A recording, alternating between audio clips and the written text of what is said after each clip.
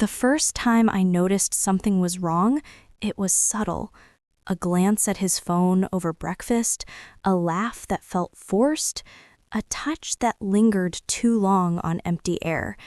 Alex, my husband of 8 years, had always been attentive, or so I thought. I should have trusted my instincts, but I didn't. I wanted to believe in love, the way we used to dance in the kitchen to old Motown records, the way he used to hold my hand on long drives, the way he whispered, "I love you," before bed. But instinct doesn't lie, and my heart was about to learn that the truth can hurt far worse than any betrayal I'd ever imagined. It started with a text, not from an unknown number. This one was clear, obvious, a digital dagger. "Can't wait to see you tonight. XO." I froze. I stared at the screen, stomach twisting, mind racing. I knew that number. It was her, Victoria. For weeks, I'd suspected nothing. I blamed myself for imagining things, for being paranoid. But the evidence stared me in the face, undeniable, brutal. Every lie, every betrayal, every "I was working late and I love you, darling" was suddenly a toxic fiction. The confrontation wasn't immediate. I had to plan, to gather proof, to prepare myself. You don't expose someone like this without being armed. He had underestimated me in every possible way. 3 months later, on the night of our anniversary, I invited him to dinner. The table was set meticulously. Fine china, crystal glasses, candles, flowers. But there was one addition he wouldn't see coming.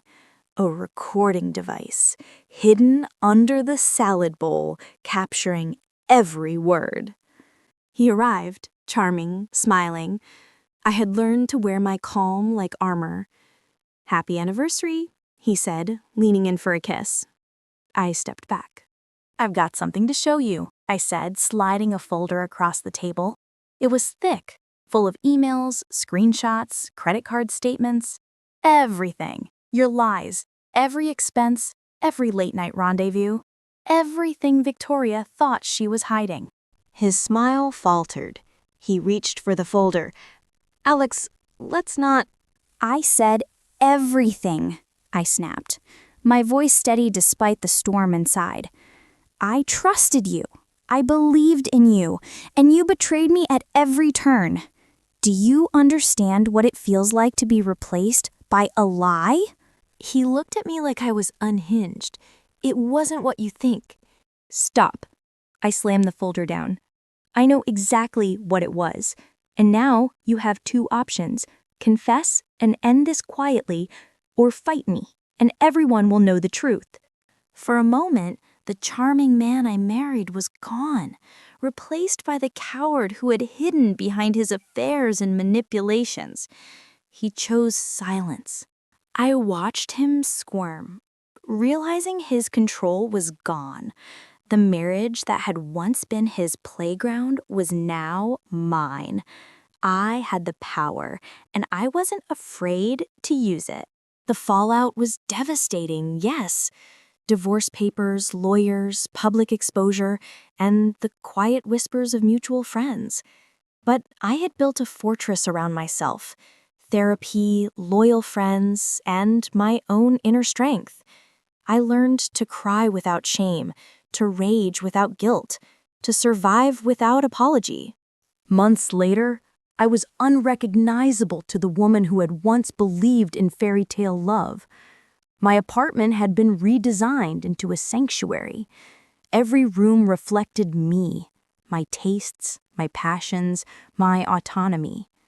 The bedroom he once dominated became my yoga and meditation space. The office, his former kingdom, was now my creative studio. I started painting again, pouring every ounce of betrayal, heartbreak, and ultimately hope into canvases of reds, blacks, and golds. Each stroke was catharsis, each color liberation.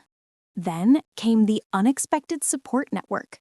Women who had endured similar betrayals reached out. They shared their own stories, sought advice, thanked me for standing up. One message struck me. You made me brave enough to confront my own husband. I don't know what I would have done without your courage. I realized then that my fight wasn't just personal, it was universal. My betrayal had created a ripple effect. I wasn't just surviving, I was teaching survival, empowerment, and reclamation of self. 6 months after the confrontation, I ran along the same paths I had once walked with him, feeling the rhythm of my own heartbeat. It was not the beat of heartbreak, but the pulse of freedom. Every step a declaration. I was alive. I was unbroken. A year later, I was ready for a new chapter. I started a small business, a boutique design studio that reflected my aesthetic, my creativity, and my independence. My book followed, an honest account of betrayal, vengeance, and rebirth. It became a bestseller, not because it was sensational, but because it was real, raw, and relatable. Women and men wrote to me, sharing their own stories, thanking me for validating their pain and giving them courage. Marcus? Yes, he tried to sue for defamation, claiming he had been wronged. I laughed when the letter arrived.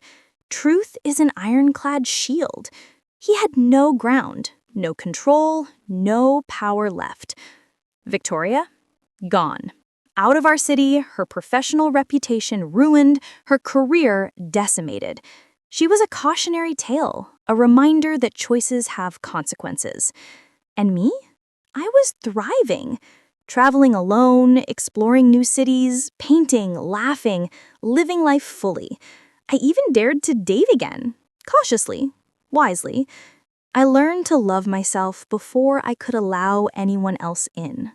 Every year, on the anniversary of that Christmas Eve dinner, I paused, not to mourn, but to remember the fire I had walked through, the pain I had endured, and the strength I had forged from it. One evening, standing in my studio, brush in hand, looking at a canvas alive with color and chaos, I smiled. Not the soft, naive smile of a girl who once trusted blindly, but a fierce, unyielding smile, the smile of a woman who had been betrayed, fought back, and had reclaimed everything she had lost. I had survived. I had thrived. I had lived. And that, above all, was my most beautiful vengeance.